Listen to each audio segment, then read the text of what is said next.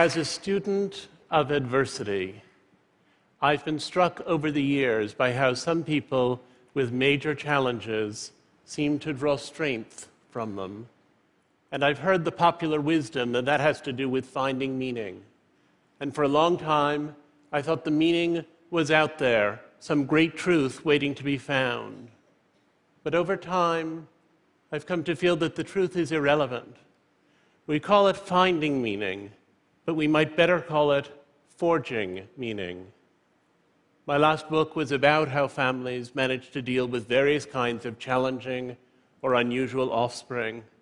And one of the mothers I interviewed, who had 2 children with multiple severe disabilities, said to me, "People always give us these little sayings like, 'God doesn't give you any more than you can handle.' But children like ours are not preordained as a gift. They're a gift because that's what we have chosen." We make those choices all our lives. When I was in 2nd grade, Bobby Finkel had a birthday party and invited everyone in our class but me. My mother assumed there'd been some sort of error, and she called Mrs. Finkel, who said that Bobby didn't like me and didn't want me at his party. And that day, my mom took me to the zoo and out for a hot fudge sundae. When I was in 7th grade, one of the kids on my school bus nicknamed me Percy as a shorthand for my demeanor. And sometimes he and his cohort would chant that provocation the entire school bus ride, 45 minutes up, 45 minutes back. Percy, Percy, Percy, Percy. When I was in 8th grade, our science teacher told us that all male homosexuals develop fecal incontinence because of the trauma to their anal sphincter.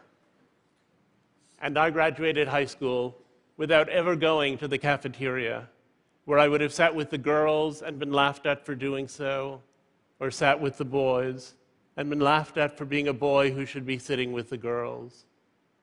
I survived that childhood through a mix of avoidance and endurance.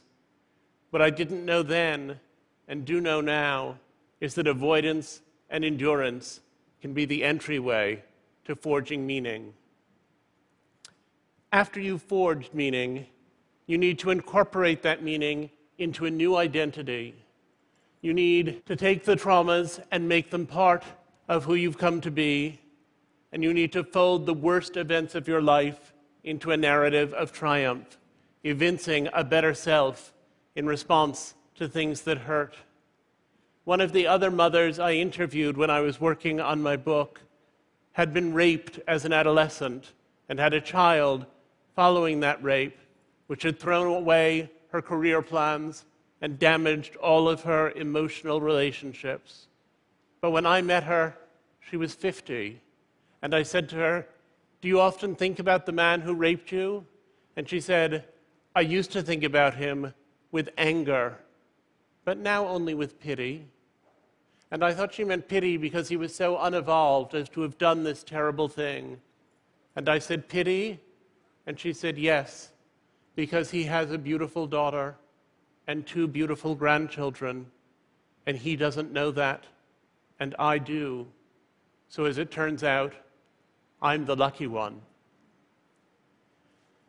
Some of our struggles are things we're born to: our gender, our sexuality, our race, our disability. And some are things that happen to us: being a political prisoner, being a rape victim, being a Katrina survivor. Identity involves entering a community to draw strength from that community and to give strength there too. It involves substituting "and" for "but," not "I am here, but I have cancer," but rather "I have cancer and I am here." When we're ashamed, we can't tell our stories, and stories are the foundation of identity. Forge meaning, build identity. Forge meaning and build identity. That became my mantra. Forging meaning is about changing yourself. Building identity is about changing the world. All of us with stigmatized identities face this question daily: how much to accommodate society by constraining ourselves, and how much to break the limits of what constitutes a valid life? Forging meaning and building identity does not make what was wrong right. It only makes what was wrong precious. In January of this year, I went to Myanmar to interview political prisoners, and I was surprised to find them less bitter than I'd anticipated. Most of them had knowingly committed the offenses that landed them in prison, and they had walked in with their heads held high, and they walked out with their heads still held high, many years later. Dr. Mathi Da, a leading human rights activist who had nearly died in prison and had spent many years in solitary confinement, told me she was grateful to her jailers for the time she had had to think, for the wisdom she had gained, for the chance to hone her meditation skills. She had sought meaning and made her travail into a crucial identity. But if the people I met were less bitter than I'd anticipated about being in prison, they were also less thrilled than I'd expected about the reform process going on in their country. Mathi Da said, "We Burmese are noted for our tremendous grace under pressure, but we also have grievance under glamour," she said, "and the fact that there have been these shifts and changes doesn't erase the continuing problems in our society that we learned to see so well while we were in prison." And I understood her to be saying that concessions confer only a little humanity where full humanity is due, that crumbs are not the same as a place at the table, which is to say, you can forge meaning and build identity and still be mad as hell. I've never been raped, and I've never been in anything remotely approaching a Burmese prison. But as a gay American, I've experienced prejudice and even hatred, and I've forged meaning, and I've built identity, which is a move I learned from people who had experienced far worse privation than I've ever known. In my own adolescence, I went to extreme lengths to try to be straight.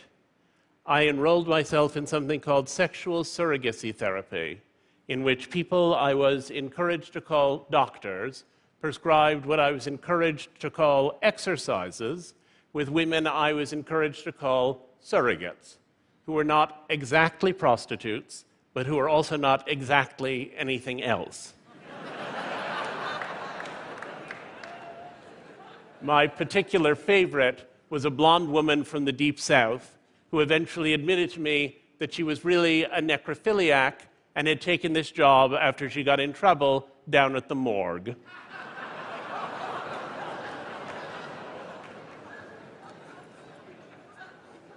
These experiences eventually allowed me to have some happy physical relationships with women, for which I'm grateful. But I was at war with myself, and I dug terrible wounds into my own psyche. We don't seek the painful experiences that hew our identities, but we seek our identities in the wake of painful experiences. We cannot bear a pointless torment, but we can endure great pain if we believe that it's purposeful. Ease makes less of an impression on us than struggle. We could have been ourselves without our delights, but not without the misfortunes that drive our search for meaning. Therefore, I take pleasure in infirmities, St. Paul wrote in 2 Corinthians. For when I am weak, then I am strong. In 1988, I went to Moscow to interview artists of the Soviet underground, and I expected their work to be dissident and political. But the radicalism in their work actually lay in reinserting humanity into a society that was annihilating humanity itself, as in some senses, Russian society is now doing again.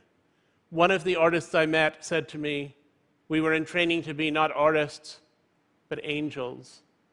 In 1991, I went back to see the artists I'd been writing about, and I was with them during the putsch that ended the Soviet Union, and they were among the chief organizers of the resistance to that putsch. And on the third day of the putsch, one of them suggested we walk up to Smolenskaya, and we went there, and we ranged ourselves in front of one of the barricades, and a little while later, a column of tanks rolled up. And the soldier on the front tank said, "We have unconditional orders to destroy this barricade. If you get out of the way, we don't need to hurt you. But if you won't move, we'll have no choice but to run you down." And the artist I was with said, "Give us just a minute. Give us just a minute to tell you why we're here." And the soldier folded his arms, and the artist launched into a Jeffersonian panegyric to democracy, such as those of us who live in a Jeffersonian democracy would be hard-pressed to present. And they went on, and the soldier watched, and then he sat there for a full minute after they were finished, and looked at us so bedraggled in the rain, and said, "What you have said is true, and we must bow to the will of the people. If you'll clear enough space for us to turn around, we'll go back the way we came." And that's what they did. Sometimes forging meaning can give you the vocabulary you need to fight for your ultimate freedom. Russia awakened me to the lemonade notion that oppression breeds the power to oppose it, and I gradually understood that as the cornerstone of identity. It took identity to rescue me from sadness. The gay rights movement posits a world in which my aberrances are a victory. Identity politics always works on two fronts: to give pride to people who have a given condition or characteristic, and to cause the outside world to treat such people more gently and more kindly. Those are two totally separate enterprises, but progress in each sphere reverberates in the other. Identity politics can be narcissistic. People extol a difference only because it's theirs. People narrow the world and function in discrete groups without empathy for one another. But properly understood and wisely practiced, identity politics should expand our idea of what it is to be human. Identity itself should be not a smug label or a gold medal, but a revolution. I would have had an easier life if I were straight, but I would not be me. And I now like being myself better than the idea of being someone else. Someone who, to be honest, I have neither the option of being nor the ability fully to imagine. But if you banish the dragons, you banish the heroes. And we become attached to the heroic strain in our own lives.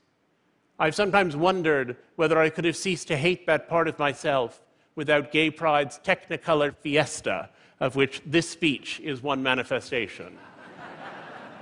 I used to think I would know myself to be mature when I could simply be gay without emphasis. But the self-loathing of that period left a void, and celebration needs to fill and overflow it. And even if I repay my private debt of melancholy, there's still an outer world of homophobia that it will take decades to address. Someday, being gay will be a simple fact, free of party hats and blame, but not yet. A friend of mine, who thought gay pride was getting very carried away with itself, once suggested that we organize Gay Humility Week.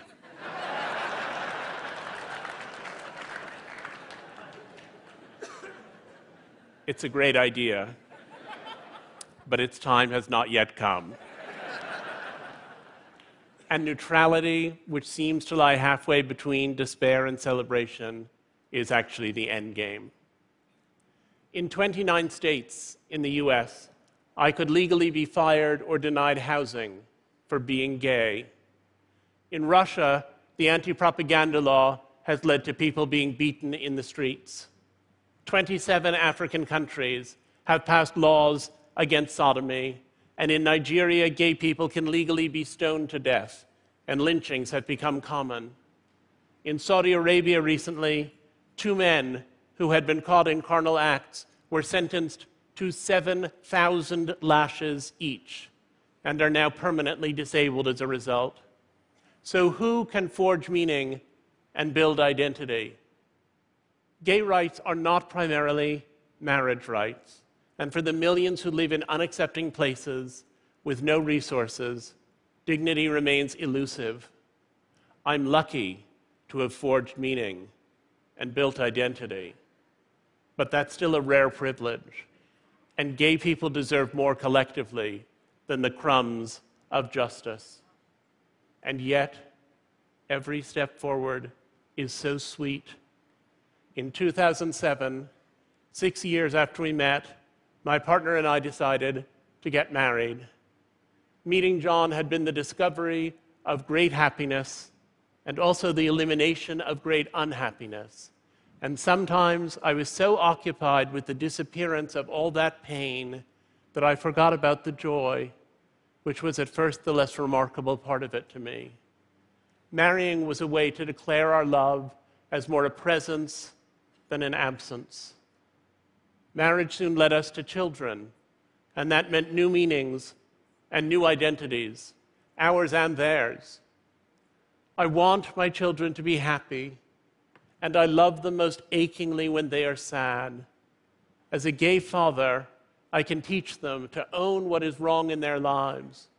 But I believe that if I succeed in sheltering them from adversity, I will have failed as a parent. A Buddhist scholar I know once explained to me that Westerners mistakenly think that nirvana is what arrives when all your woe is behind you and you have only bliss to look forward to. But he said that would not be nirvana, because your bliss in the present would always be shadowed by the joy from the past. Nirvana, he said, is what you arrive at when you have only bliss to look forward to and find in what looked like sorrows the seedlings of your joy. And I sometimes wonder whether I could have found such fulfillment in marriage and children if they'd come more readily, if I'd been straight in my youth or were young now, in either of which cases this might be easier. Perhaps I could. Perhaps all the complex imagining I've done could have been applied to other topics. But if seeking meaning matters more than finding meaning, the question is not whether I'd be happier for having been bullied, but whether assigning meaning to those experiences has made me a better father. I tend to find the ecstasy hidden in ordinary joys because I did not expect those joys to be ordinary to me. I know many heterosexuals who have equally happy marriages and families, but gay marriage is so breathtakingly fresh, and gay families so exhilaratingly new, and I found meaning in that surprise. In October, it was my 50th birthday, and my family organized a party for me. And in the middle of it, my son said to my husband that he wanted to make a speech. And John said, "George, you can't make a speech. You're 4. Only Grandpa and Uncle David and I are going to make speeches tonight." But George insisted and insisted. And finally, John took him up to the microphone. And George said very loudly, "Ladies and gentlemen, may I have your attention, please?" And everyone turned around, startled. And George said, "I'm glad it's Daddy's birthday. I'm glad we all get cake. And Daddy, if you were little, I'd be your friend." And I thought, thank you, I thought that I was indebted even to Bobby Finkel, because all those earlier experiences were what had propelled me to this moment, and I was finally unconditionally grateful for a life I'd once have done anything to change. The gay activist Harvey Milk was once asked by a younger gay man what he could do to help the movement, and Harvey Milk said, "Go out and tell someone." There's always somebody who wants to confiscate our humanity, and there are always stories that restore it. If we live out loud, we can trounce the hatred and expand everyone's lives. Forge meaning, build identity. Forge meaning, build identity, and then invite the world to share your joy. Thank you. Thank you. Thank you. Thank you.